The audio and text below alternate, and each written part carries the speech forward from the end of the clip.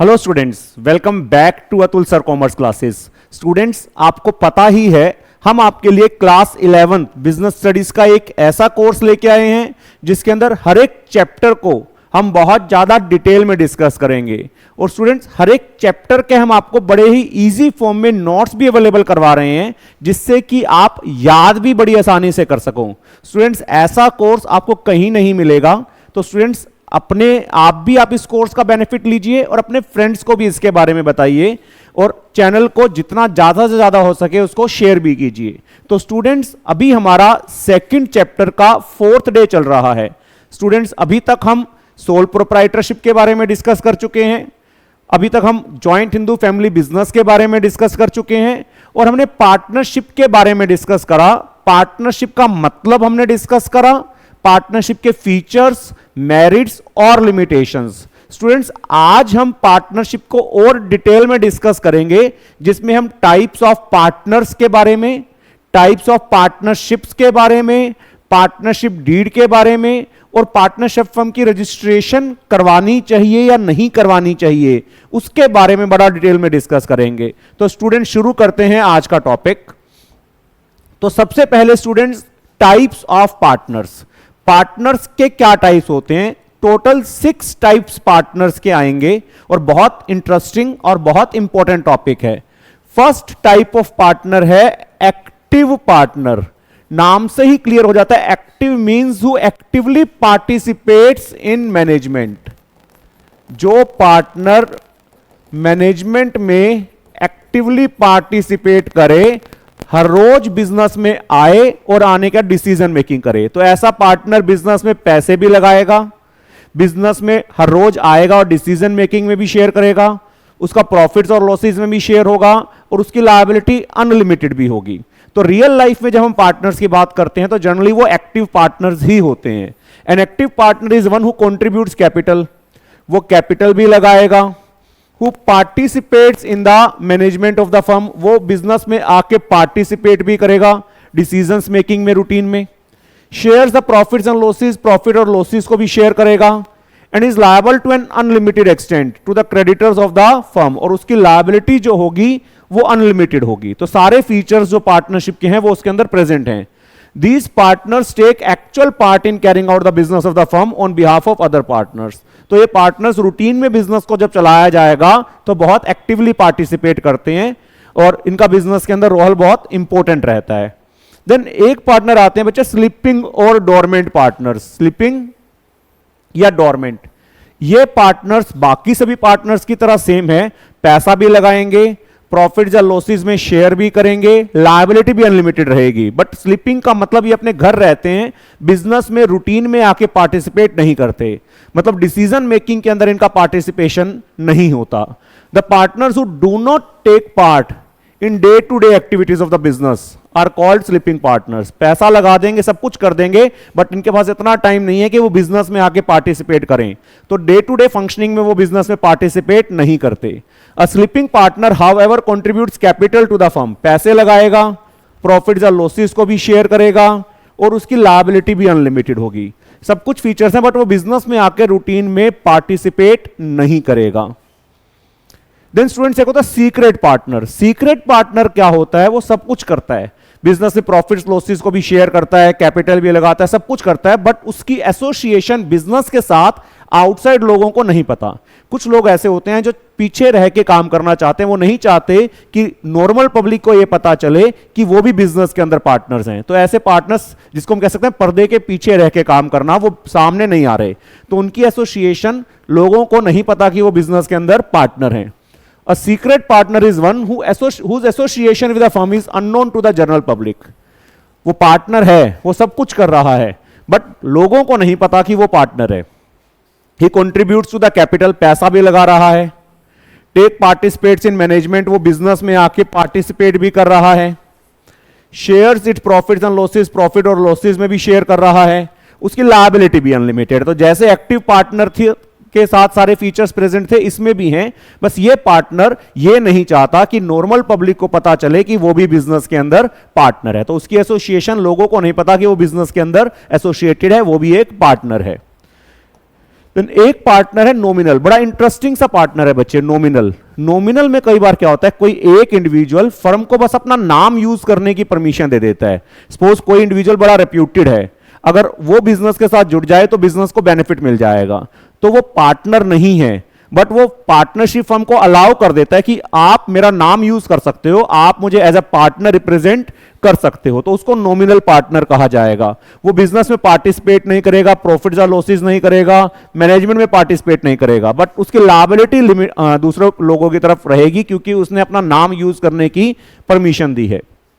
Generally यारी दोस्ती में ऐसा होता है कि एक फ्रेंड है, सपोज वो बड़ा अच्छा रेप्यूटेड इंडिविजुअल है, बाकी दो तीन फ्रेंड्स हैं, उन्होंने बिजनेस करा, तो जो रेप्यूटेड इंडिविजुअल है उसको लगता है मेरा नाम जुड़ने से अगर इनका बिजनेस चलता है तो मैं अपना नाम यूज करने दूं, तो उसको हम नॉमिनल पार्टनर कह देते हैं। A nominal partner is one who allows the use of his or her name by a firm but does not contribute to the capital। वो पार्टनर नहीं है, वो बस फर्म को अपना नाम यूज करने की परमिशन दे देता है जिससे कि फर्म को उसके नेम से कुछ बेनिफिट मिल जाए। He or she does not take active part in the management, वो बिजनेस में पार्टिसिपेट नहीं करेगा, does not share profits or losses, but is liable like other partners to the third parties for the repayment of the debt। लेकिन क्योंकि उसने खुद permission दी है तो बाकी पार्टीज की तरफ उसकी लायबिलिटी अराइज हो जाएगी, अगर लॉसेस हो जाते हैं तो उसको भी उसमें कंट्रीब्यूट, या लायबिलिटी अराइज हो जाएगी तो उसको भी उसमें कंट्रीब्यूट करना पड़ेगा। देन एक बहुत इंटरेस्टिंग है पार्टनर बाय एस्टोपल। इसमें कई बच्चे कंफ्यूज भी होते हैं तो इसको थोड़ा सा अच्छे से समझेंगे। कई बार क्या है, सपोज तीन फ्रेंड्स हैं ए बी और सी पार्टनर नहीं है, बट वो ए और बी के साथ किसी बिजनेस मीटिंग में जाता है और वो एक्टिवली पार्टिसिपेट करता है, वो अपने आप को ऐसे रिप्रेजेंट करता है कि वो पार्टनर है जबकि वो पार्टनर नहीं है, और थर्ड पार्टी हमारे साथ इस इंप्रेशन में एग्रीमेंट कर लेती है कि सी भी हमारे साथ पार्टनर है। तो अब अगर उस केस में कोई लायबिलिटी अराइज होती है तो सी उसके लिए रिस्पॉन्सिबल होगा, बाकी डीलिंग्स के लिए सी रिस्पॉन्सिबल नहीं है, बट जिस पर्टिकुलर इंसिडेंट में सी ने अपने आप को एज अ पार्टनर रिप्रेजेंट किया उस केस के लिए वो पार्टनर माना जाएगा, और आगे चल के कोई लायबिलिटी अराइज होती है तो सी उसके लिए रिस्पॉन्सिबल होगा। तो person is considered a partner by estoppel if through his own initiative, conduct और बिहेवियर, अपने आप से, अपने बिहेवियर से, he gives an impression to the others that he is the partner of the firm, वो दूसरों को ये शो करता है कि मैं पार्टनर हूं जबकि वो पार्टनर नहीं है। Such partners are held liable for the debts of the firm even though they do not contribute capital और take part in the management, वो पैसा भी नहीं लगा रहे हैं, मैनेजमेंट में भी पार्टिसिपेट नहीं कर रहे हैं, बट स्टिल वो लायबल हैं क्योंकि उन्होंने अपने आप को एज अ पार्टनर प्रेजेंट किया। एग्जाम्पल है आपकी एनसीईआरटी में, रानी है जो सीमा की फ्रेंड है, ठीक है, फर्म का नाम है सिंप्लेक्स सॉल्यूशन। सीमा की रिक्वेस्ट पे रानी उसके साथ एक बिजनेस मीटिंग में जा रही है मोहन सॉफ्टवेयर्स के साथ, और एक्टिवली पार्टिसिपेट करती है नेगोशिएशन प्रोसेस में, जिसमें कि ऐसा इंप्रेशन देती है कि वो भी सिंप्लेक्स सॉल्यूशन में पार्टनर है। मतलब रानी पार्टनर है नहीं, बट वो अपने कंडक्ट से ऐसा इंप्रेशन दे रही है कि वो भी पार्टनर है। अगर सिंप्लेक्स सॉल्यूशन को क्रेडिट मिल जाता है, मतलब दोनों के बीच में डीलिंग फाइनलाइज हो जाती है, तो Rani would also be liable for the payment of the debt if she is a partner of the firm. तो रानी भी लायबल हो जाएगी क्योंकि रानी ने अपने आप को रिप्रेजेंट करा एज अ पार्टनर जबकि वो पार्टनर नहीं है। तो पार्टनर बाय एस्टोपल का मतलब अपनी मर्जी से, अपने बिहेवियर से, अपने कंडक्ट से अपने आप को पार्टनर रिप्रेजेंट कर रहे हैं जबकि हम पार्टनर नहीं हैं। Then partner by holding out. अब होल्डिंग आउट और एस्टोपल में थोड़ा सा फर्क है। एस्टोपल में एक इंडिविजुअल ने अपने आप को प्रेजेंट करा, होल्डिंग आउट में सपोज तीन इंडिविजुअल्स हैं ए बी और सी पार्टनर नहीं है, बट ए और बी उसको किसी पार्टी के सामने प्रेजेंट करते हैं कि वो पार्टनर है और सी मना नहीं करता। अगर ए और बी उसको पार्टनर रिप्रेजेंट कर रहे हैं तो सी की रिस्पॉन्सिबिलिटी बनती है कि वो डिनाई करे कि मैं पार्टनर नहीं हूं, बट अगर वो चुप रहता है और कुछ नहीं कहता तो उस केस में वो पार्टनर बाय होल्डिंग आउट बन जाएगा। और अगर आउटसाइड पार्टीज ए और बी के साथ कोई डीलिंग करती है तो सी भी उसके लिए लायबल हो जाएगा। अगर सी नहीं चाहता कि वो लायबल हो तो एट द सेम टाइम जब उसको बाकी पार्टनर्स अपना पार्टनर प्रेजेंट कर रहे हैं तो उसको मना करना चाहिए कि मैं पार्टनर नहीं हूं।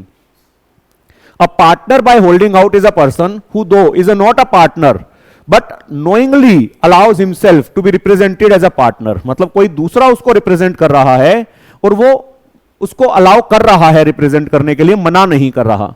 Such a person becomes liable to outside creditors for repayment of any debt which has been extended to the firm on the basis of such representation. तो अगर उस बेसिस पर कोई किसी ने हमें डेट दे दिया, कोई डीलिंग कर ली, तो उस केस में वो इंडिविजुअल भी लायबल हो जाएगा. In case he is not really a partner and wants to save himself from such a liability. अब अगर वो पार्टनर नहीं है, बचना चाहता है, तो he should immediately issue a denial. तो उसको क्लियरली साथ साथ मना कर देना चाहिए कि मैं पार्टनर नहीं हूं. Clarifying the position that he is not the partner.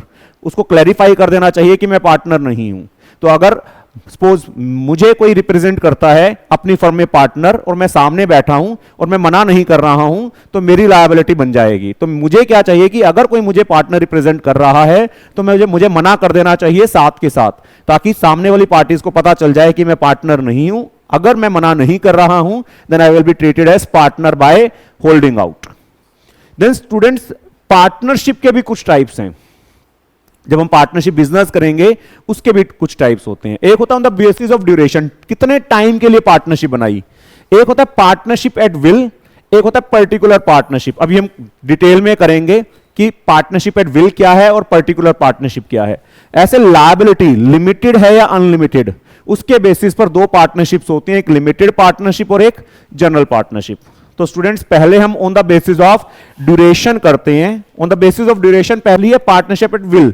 Will का मतलब होता है मर्जी, विलिंगनेस, पार्टनर की इच्छा जिसको कह सकते हैं. तो इसमें पार्टनरशिप का कोई टाइम पीरियड फिक्स नहीं है. जब तक पार्टनर्स की मर्जी है वो पार्टनर रहेंगे, और जब कोई पार्टनर चाहता है कि बिजनेस को छोड़ के जाऊं, तो वो नोटिस देके बिजनेस को छोड़ के जा सकता है और बिजनेस बंद हो जाएगा. तो this type of partnership exist at the will of the partner. Will का मतलब होता है मर्जी. पार्टनर्स की जब तक मर्जी होगी तब तक बिजनेस चलेगा. It can continue as long as the partner want. जब तक पार्टनर चाहेंगे बिजनेस चलेगा. And is terminated when any partner give notice of withdrawal from the partnership. और कोई पार्टनर भी बिजनेस को बंद करना चाहता है, वो अपना नोटिस देके बिजनेस को छोड़ के जा सकता है और हमारा बिजनेस बंद हो जाएगा. तो इसमें कोई टाइम पीरियड फिक्स नहीं है. जब तक पार्टनर्स चाहेंगे तब तक हमारा बिजनेस चलता रहेगा. रियल लाइफ में भी जो आप पार्टनरशिप्स देखते हो वो generally partnership at will he होती हैं. बट एक एक्सेप्शनल होता है पर्टिकुलर. पर्टिकुलर का मतलब एक पर्टिकुलर टाइम पीरियड के लिए आपने पार्टनरशिप बनाई, या एक पर्टिकुलर प्रोजेक्ट को कंप्लीट करने के लिए आपने पार्टनरशिप बनाई. जैसे ही वो टाइम पीरियड कंप्लीट होगा या जैसे ही वो प्रोजेक्ट कंप्लीट हो जाएगा, पार्टनरशिप अपने आप खत्म हो जाएगी. तो partnership form for the completement of a particular project. एक पर्टिकुलर प्रोजेक्ट को कंप्लीट करने के लिए, सपोज आप कोई बिल्डिंग बना रहे हो, उसके लिए आपने पार्टनरशिप कर ली. ये एक पर्टिकुलर टाइम पीरियड के लिए आपने पार्टनरशिप कर ली. तो जैसे ही वो प्रोजेक्ट पूरा होगा, जैसे ही वो टाइम पीरियड पूरा होगा, आपकी पार्टनरशिप खत्म हो जाएगी. It dissolves automatically when the purpose for which it was formed. जिस पर्टिकुलर प्रोजेक्ट के लिए आपने पार्टनरशिप बनाई थी, जैसे ही वो प्रोजेक्ट पूरा होगा, पार्टनरशिप बंद हो जाएगी, खत्म हो जाएगी और टाइम पीरियड एक्सपायर हो गया. सपोज आपने 3 सालों के लिए पार्टनरशिप बनाई for 3 years. After 3 years the partnership will automatically be dissolved. तो पर्टिकुलर पार्टनरशिप है जब पर्टिकुलर प्रोजेक्ट पूरा हो जाएगा या पर्टिकुलर टाइम पीरियड पूरा हो जाएगा, बिजनेस बंद हो जाएगा. देन लायबिलिटी के बेसिस पर हमने करा, एक है जनरल पार्टनरशिप. जनरल का मतलब सभी पार्टनर्स की लायबिलिटी अनलिमिटेड है, सभी पार्टनर्स बिजनेस में मैनेज करेंगे. तो जो नॉर्मली आप रियल लाइफ में पार्टनरशिप की बात करते हो वो जनरल पार्टनरशिप होती है. In general partnership the liability of all the partners is unlimited and joint. सभी पार्टनर्स की लायबिलिटी अनलिमिटेड है. The partners enjoy the right to participate in the management. हर एक पार्टनर बिजनेस में पार्टिसिपेट करेगा. And their acts are binding on each other as well as on the firm. और सभी partners एक दूसरे के काम के लिए रिस्पॉन्सिबल हैं. एक बड़ा इंपॉर्टेंट मैंने आपको पॉइंट बताया था, आपको याद होगा, म्यूचुअल एजेंसी. तो हर एक पार्टनर एक दूसरे का एजेंट है. एक ने काम करा, दूसरा उसके लिए रिस्पॉन्सिबल है. Registration is optional. अगर आप जनरल पार्टनरशिप के अंदर रजिस्ट्रेशन ना भी करवाओ तब भी काम चल जाएगा. कोई उसकी रजिस्ट्रेशन करवाना जरूरी नहीं है. It is affected by the death, lunacy, insolvency और रिटायरमेंट ऑफ द पार्टनर. किसी पार्टनर को कुछ हो गया तो पार्टनरशिप बिजनेस बंद हो सकता है. तो ये जनरल पार्टनरशिप है. अब एक लेटेस्ट पार्टनरशिप का कंसेप्ट आया है जिसको कि लिमिटेड पार्टनरशिप कह सकते हैं. लिमिटेड पार्टनरशिप को हम लिमिटेड लायबिलिटी पार्टनरशिप भी कह सकते हैं. तो इसमें कम से कम एक पार्टनर ऐसा होना चाहिए जिसकी लायबिलिटी अनलिमिटेड होगी, बाकी सभी की पार्टीज लिमिटेड हो सकती हैं. स्टूडेंट लॉजिकली आप देखें, अगर मुझे अपने किसी फ्रेंड को पार्टनरशिप में अपने साथ जोड़ना है तो उसके दिमाग में सबसे बड़ी टेंशन यह है कि उसकी लायबिलिटी अनलिमिटेड हो जाएगी। तो इंडिया में इस वजह से बिजनेसेस के अंदर ग्रोथ नहीं हो पा रही थी। तो गवर्नमेंट ने एक बड़ा अच्छा सोल्यूशन निकाला कि अगर हम बिजनेस को बढ़ाना चाहते हैं, किसी दूसरे इंडिविजुअल को बिजनेस में जोड़ना चाहते हैं, तो हम उसको यह कह के जोड़ सकते हैं कि हम लिमिटेड पार्टनरशिप बनाएंगे जिसमें सामने वाले की पार्टी लायबिलिटी हम अनलिमिटेड की जगह लिमिटेड कर देंगे, तो उससे वो हमारा पार्टनर बनने को तैयार हो जाएगा। So in limited partnership, the liability of at least one partner is unlimited. एक पार्टनर कम से कम होना चाहिए जिसकी liability अनलिमिटेड हो, बाकी सभी की liability लिमिटेड हो सकती है। इससे हमें और पार्टनर्स को लाने में आसानी हो जाएगी, क्योंकि पार्टनर आसानी से आ जाएगा बिना किसी डर के। Such a partnership does not get terminated with the death, lunacy और insolvency of limited partners. अगर लिमिटेड पार्टनर्स को कुछ हो भी जाए तो बिजनेस बंद नहीं होगा। लिमिटेड पार्टनर्स के पास मैनेजमेंट में पार्टिसिपेट करने का कोई राइट नहीं है, और अगर वो कोई डिसीजन ले भी लेंगे तो बाकी पार्टनर्स उसके लिए जिम्मेवार नहीं होंगे। और रजिस्ट्रेशन जरूरी है, बिना रजिस्ट्रेशन के आप लिमिटेड पार्टनरशिप को ओपन नहीं कर सकते हैं। और the permission of to form partnership firms with limited liability partnership has been guaranteed और granted after the introduction of new small enterprise policy. एक नई पॉलिसी आई थी 1991 में, न्यू स्मॉल एंटरप्राइज पॉलिसी, उसके बाद से इसकी परमिशन दी गई। पहले अलाउड नहीं था, पहले जनरल पार्टनरशिप्स ही हुआ करती थी जिसमें सभी की लायबिलिटी अनलिमिटेड होती थी। बट जब हमें लगा कि हमें नए बिजनेसेस को प्रमोट करना चाहिए तो गवर्नमेंट ने लिमिटेड पार्टनरशिप्स को भी अलाउ कर दिया। देन स्टूडेंट नेक्स्ट टॉपिक आता है बड़ा इंपॉर्टेंट, पार्टनरशिप डीड। इससे पहले टॉपिक के अंदर मैंने आपको बताया पार्टनरशिप करने के लिए आपको एग्रीमेंट करना बड़ा जरूरी है। एग्रीमेंट का मतलब बैठ के सारी टर्म्स एंड कंडीशंस को डिसाइड करेंगे। अब वो एग्रीमेंट ओरल भी कर सकते हैं, रिटर्न भी कर सकते हैं, बट ज्यादा अच्छा है कि आप रिटर्न में एग्रीमेंट कर लें जिससे फ्यूचर में डिस्प्यूट्स ना हो। तो जो आपने रिटर्न में एग्रीमेंट करा जिसमें आपने सब कुछ पार्टनरशिप के बारे में लिख रखा है उसको हम पार्टनरशिप डीड बोलते हैं। तो the return agreement which specifies the terms and conditions that govern the partnership is called the partnership deed। तो रिटर्न में जो एग्रीमेंट करा जिसमें आपने सारी पार्टनरशिप से रिलेटेड टर्म्स एंड कंडीशंस को लिख दिया, उस एग्रीमेंट को हम पार्टनरशिप डीड कहते हैं। स्टूडेंट्स ज्यादा अच्छी ऑप्शन यही होती है कि आप पार्टनरशिप डीड बना लो ताकि बाद में पार्टनरशिप के अंदर कोई डिस्प्यूट्स वगैरह ना हो। उसके अंदर जनरली क्या होता है, बड़ी सिंपल सी चीज, पार्टनरशिप फर्म का नाम लिखा जाएगा, हम क्या बिजनेस करेंगे और उसकी लोकेशन क्या होगी वो लिखा जाएगा। अगर पर्टिकुलर पार्टनरशिप है तो कितने टाइम के लिए वो पार्टनरशिप है वो लिखा जाएगा। इन्वेस्टमेंट बाय ईच पार्टनर, हर एक पार्टनर कितने कितने पैसे लगाएगा वो आप पार्टनरशिप डीड में लिख दो ताकि बाद में कोई लड़ाई झगड़ा ना हो। Distribution of profits and losses, जो बिजनेस में पैसा कमाएंगे उसको पार्टनर्स में कैसे डिस्ट्रीब्यूट करेंगे। Duties and obligations of the partner, हर एक पार्टनर की क्या ड्यूटीज होंगी, क्या जिम्मेवारियां होंगी। सैलरीज एंड विड्रॉल्स, अगर कोई पार्टनर एक्स्ट्रा काम करेगा तो क्या उसको सैलरी देंगे। विड्रॉल का मतलब बिजनेस में से पैसा निकालना है तो कितना पैसा वो निकाल सकता है। टर्म्स गवर्निंग, अगर किसी नए पार्टनर को लेके आना है, कोई पार्टनर रिटायर हो रहा है, एक्सपल्सन का निकालना है तो उसको प्रोसीजर का क्या होगा, कैसे किसी पार्टनर को नए पार्टनर को लेके आएंगे, या किसी पार्टनर को रिटायर करना है या निकालना तो कैसे निकालेंगे।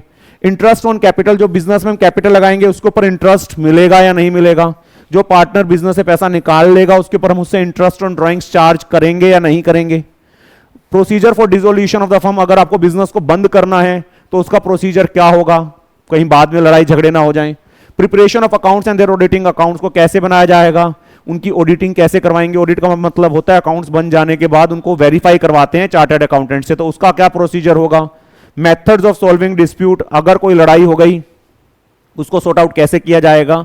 तो अगर मैं समराइज करूं तो कोई भी ऐसी चीज जिसको लेके आपको लगता है कि डिस्प्यूट हो सकता है, पार्टनर्स को लगता है कि डिस्प्यूट हो सकता है, तो पार्टनरशिप डीड में पहले से ही उसको लिख देना चाहिए ताकि बाद में उसको लेके आपस में कोई डिस्प्यूट्स वगैरह अराइज ना हो। देन स्टूडेंट्स बड़ा इंपॉर्टेंट टॉपिक आता है registration of a partnership firm. क्या पार्टनरशिप फर्म की रजिस्ट्रेशन करवाना जरूरी है या नहीं? आंसर है नहीं।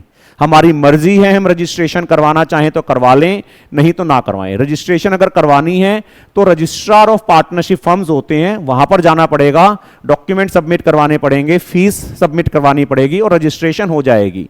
तो मर्जी है बट करवा लेनी चाहिए क्योंकि उसके कुछ बेनिफिट्स हैं, उससे हमें कुछ लीगल पावर्स मिल जाती हैं, वो देखते हैं क्या है। तो it is optional for a partnership firm to get registered, वो मैंने आपको बताया। मर्जी है। कोई आपसे पूछ ले कि क्या पार्टनरशिप फर्म की रजिस्ट्रेशन करवाना जरूरी है, नहीं, जरूरी नहीं है। But the consequences of non registration are, अगर आप नहीं करवाओगे, the partner of an unregistered firm can not file a suit against the firm और अदर पार्टनर्स। अगर कोई अनरजिस्टर्ड फर्म है, उसका पार्टनर दूसरे पार्टनर्स के अगेंस्ट केस करना चाहे या फर्म के अगेंस्ट केस करना चाहे तो वो नहीं कर सकता। The firm can not file a suit against the third parties, firm भी थर्ड पार्टीज के अगेंस्ट कोई केस करना चाहे तो नहीं कर सकती।